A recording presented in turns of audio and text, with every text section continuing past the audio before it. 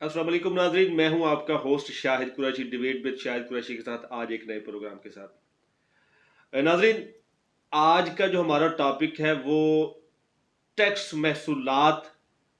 Tax क्या है और इसमें क्या पोजीशनें, एक फाइलर नॉन फाइलर का क्या किरदार होता है, उस सारी डिबेट में मेरा साथ देंगे बहुत ही जानी मानी शख्सियत हैं और पिछले 37 साल से इनकम टैक्स और अदर टैक्सेस के वकील हैं। लोगों के केसेस जो है वो भी रिप्रेजेंट करते हैं मुख्तलिफ जगहों पे। जो टैक्सेस ज़्यादा आ जाते हैं उनको रिफंड भी कराते हैं। तो ये जानी मानी हस्ती किसी तारुफ के मोहताज नहीं है, मोहम्मद आसफ साहब। आसफ साहब, हम आपको वेलकम करते हैं अपने इस प्रोग्राम में। शुक्रिया। किसी भी माशरे में नाजरीन, उसकी तरक्की का इन्हसार टैक्स महसूलात पे होता है। पूरी दुनिया में जहां भी चले जाएं, जहां पर टैक्स महसूलात का टारगेट अचीव किया जाता है, वो लोग आज तरक्की की मंजिलों को छू रहे हैं। जहां पर टैक्सेस की छूट ली जाती है या सफारशी कल्चर अपनाया जाता है या टैक्स के बाबत जो है उसको किसी बंद गली में जो है धकेला जाता है, वो माशरे हमेशा से तबाह बर्बाद होते हैं। आसिफ साहब, मेरा आपसे सबसे पहला सवाल ये है कि फाइलर और नॉन फाइलर, इसका क्या मकसद है? यानी फाइलर के फवायद क्या हैं और नॉन फाइलर के नुकसान क्या हैं? प्लीज एक्सप्लेन कीजिएगा।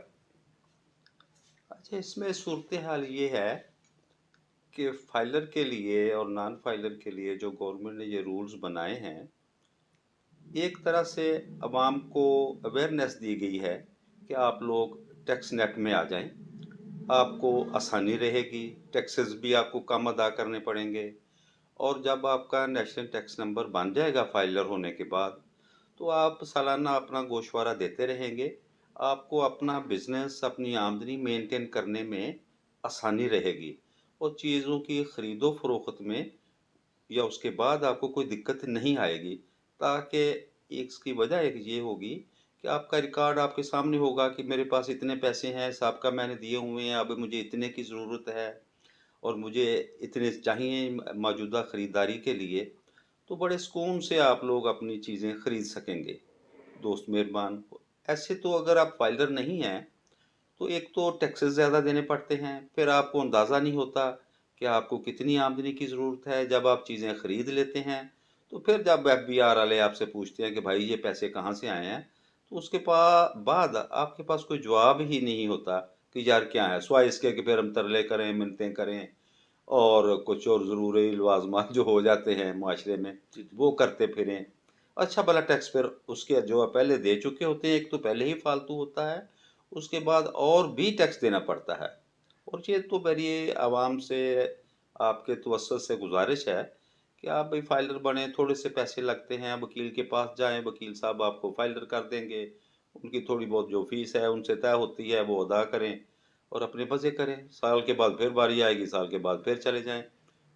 अच्छा आसिफ साहब, मेरा ख्याल ये है कि टैक्स महसूलात के हवाले से ऐसे दूर दराज के इलाके, लोगों को अवेयरनेस नहीं है, जिसकी वजह से ये सारे मामला क्रिएट होते हैं। क्या कहते हैं? ये बात किसी हद तक दुरुस्त है, लेकिन अगली बात जो इसमें आ जाती है वो ये है कि जब भी हम जाते हैं कोई रजिस्ट्री वगैरह करवाने के लिए, महसूलात अदा करने के लिए, तो ज़ाहिर है शहर में जाना पड़ता है, मुतलका ऑफिस में जाना पड़ता है।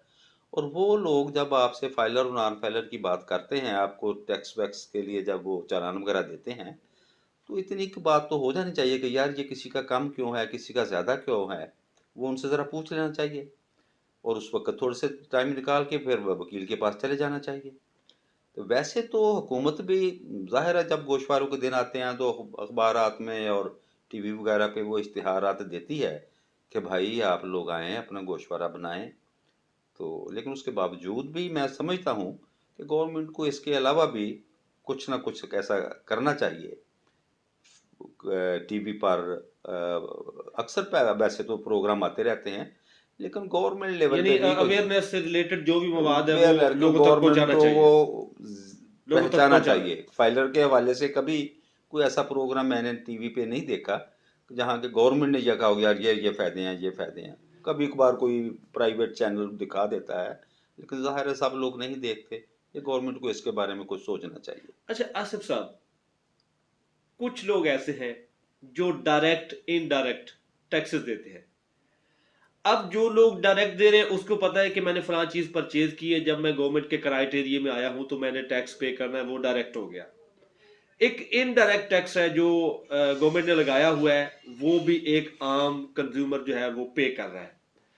क्या इसका जो है, अगर वो फाइलर हो जाए, वो तमाम बेनिफिट जो वो जो है ले रही है अदर कंपनीज उसके नाम से, उसको इसका फायदा होगा अगर वो टैक्स नेट में खुद आ जाता है, एनटीए नंबर ले लेता है?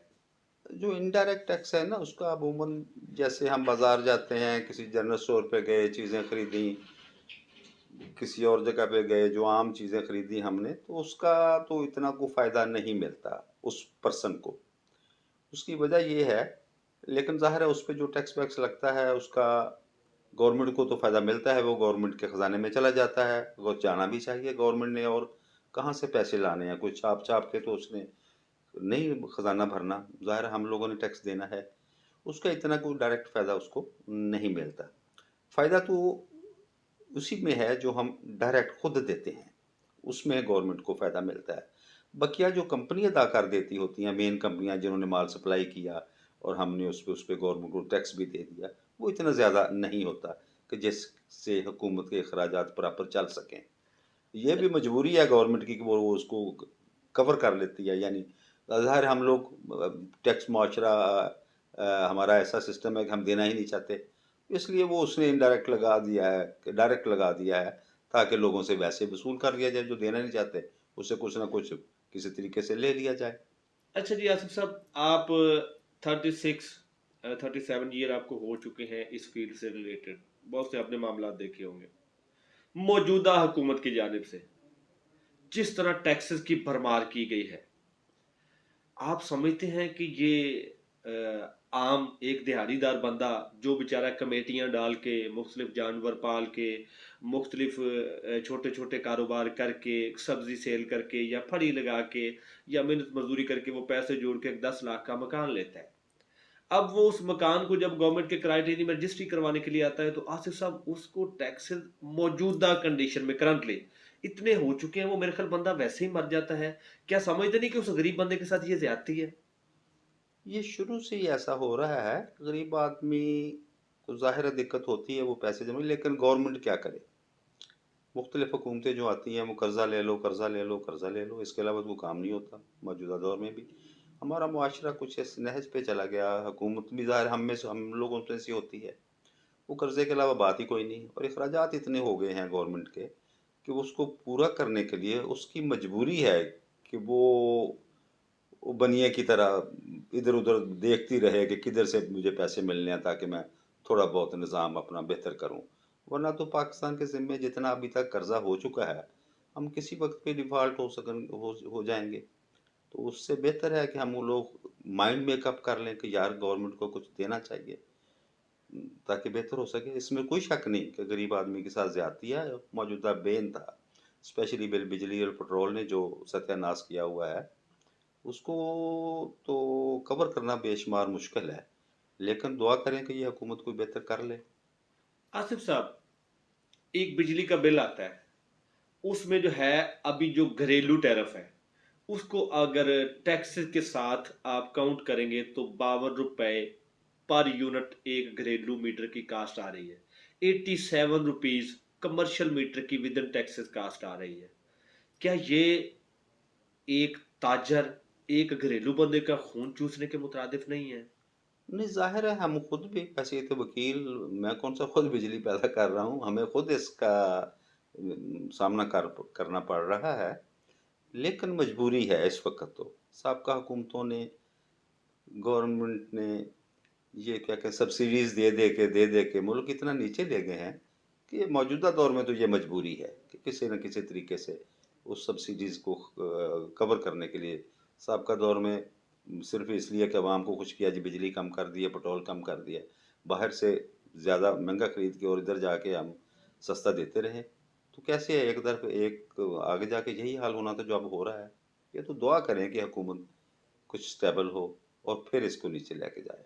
अच्छा आसिफ साहब, कुछ लोग ऐसे हैं जो बाहर से देहाती इलाकों से आते हैं, बिल्कुल साफ अनपढ़, जिसको पंजाबी में कहते हैं चिट्टा अनपढ़, उस बंदे को पता नहीं होता, उसको जो है यहाँ के कुछ एजेंट लोग उसको 1000 रुपीज पे किया, फाइलर करवा दिया। अब वो बेचारा जब कभी उसको नोटिस जाता है तो वो परेशान होता है। इस हवाले से आप उनको क्या मैसेज देना चाहते हैं कि जिस बंदे के साथ ऐसा हो रहा है उसको क्या करना चाहिए? ये तो हुकूमती सतह पर कुछ ऐसा इंतज़ाम होना चाहिए, इसमें शक ही नहीं है कि ये जो लोग रजिस्ट्रियाँ करवाते हैं और ये जो अमला है सरकारी, ये मिलीभगत करता है और लोगों को फौरी फाइलर किया और जनाब अली अ, खुद ही कर लेते हैं, ना किसी प्रॉपर बंदे किसी के बाद भेजा कि आप फाइलर हो जाओ ताकि वो कोई बेहतर अपना गोशवारा बना सके। ये खुद ही बना देते हैं उधर। और चूँकि जो जैसे आपने कहा कुछ चिट्टा अनपढ़ है, उससे पैसे पूरे लिए, बाकी पैसे सारे अपनी जेब में डाले। उसको तो पता ही नहीं कि वो फाइलर हो गया और उसका टैक्स भी कम भी हो गया और उसका एनटीएन बन चुका है और उसने आगे गोशवारा भी देना है। आप देख लें, आप निज़ाम को उठा के देख लें, हज़ारों की तादाद में इस वक्त ऐसे लोग हैं जो फाइलर हो गए हैं और उन्होंने फिर कभी गोशवारा दिया ही नहीं है, बल्कि उनको पता ही नहीं है कि वो फाइलर हो चुके हैं और उन्होंने उनके साथ ये कुछ हो चुका है, हाथ हो चुका है। अब जब पता चलेगा 2-4 साल बाद उनको, तब वो परेशानी लेके घूमते फिरेंगे। अच्छा आसिफ साहब, मेरा लास्टली क्वेश्चन आपसे, एक बंदा ऐसा जिसको टैक्स ज्यादा हुकूमत की जानिब से आ जाते हैं, वो मजबूरी की वजह से फौरी उनको पे करता है, क्या कानून में कोई ऐसी शिक है कि उसके टैक्स को रिफंड किया जा सकता है? अपना जो है केस बाकायदा तौर पे वाया लायर बना के सबमिट किया जाए, उसको रिफंड कराने की कोई पॉलिसी है? नहीं, जैसे आपने ये कहा कि वो उसको ज़्यादा टैक्स आ गया तो किसी वजह से आया होगा और उसने वो अदा भी कर दिया। तो ये तो काबिल वापसी नहीं होता। काबिल वापसी तो तब होगा, ये जो हम जायदाद की खरीदो फरोख्त पे टैक्स देते हैं, ये ज़ाहिर है एडजस्टेबल होता है। और अगर आपकी आमदनी उससे टैक्स जब आपने अपने गोशवारा फाइल किया तो उसमें से कुछ बढ़ गया है, आपका जो अदायगी बढ़ गई है, तो ज़ाहिर है वो काबिल वापसी है, वो हो जाती है। बहुत शुक्रिया आसिफ साहब, आपने अपना कीमती वक़्त हमें दिया। नाज़रीन, ये थे आसिफ साहब, जो बड़े ही पुराने इनकम टैक्स और दीगर टैक्सेस के हवाले से एज़ ए लॉयर हैं। बड़ी जानी-मानी शख्सियत है। आपने इनके व्यूज़ सुने, इनका मैसेज सुना टैक्सेस के हवाले से, किस तरह से कौन-कौन से मामलात हैं, आपने सारी ये मेरी डिबेट सुनी। नाज़रीन, मिलेंगे फिर किसी प्रोग्राम के साथ। आज तक के लिए मुझे इजाज़त दीजिए। लास्ट में मेरा ये मैसेज है कि मेरे इस चैनल को लाइक, शेयर और सब्सक्राइब लाज़मी कर दीजिएगा। साथ में बेल आइकन को दबा दीजिएगा ताकि जैसे भी कोई नई वीडियो आए आप तक उसका नोटिफिकेशन आ जाए। अब तक के लिए शाहिद कुरैशी को डिबेट विद शाहिद कुरैशी के प्रोग्राम में इजाज़त दीजिए। अल्लाह हाफ़िज़।